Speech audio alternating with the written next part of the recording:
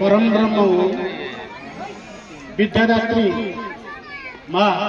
सरस्वती मोर आत्मस्वरूप माँ भारती अग्रपूज्य बाबा गणेश सर्वोपरि मो माँ परेशुणी को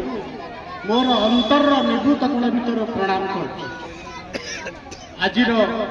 सभारे उपस्थित प्राज्ञ विज्ञ अभिज्ञ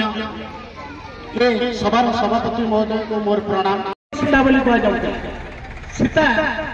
जदि लवकुश भली महान योद्धा को तैयार करती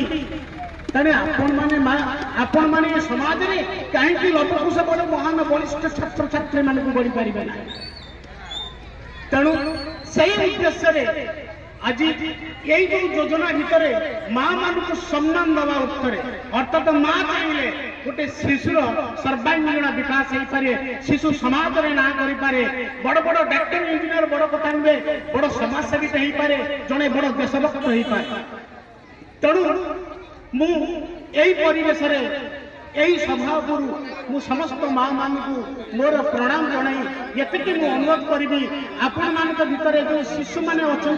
से शिशु को निर्माण करने ये विद्यालय को सहायता करूँ निश्चित रूप से देखिए आपण शिशु देश गढ़ निश्चित सहायता कर मोर वक्तव्य को संकल्प जय भारत माता की जय हिंद।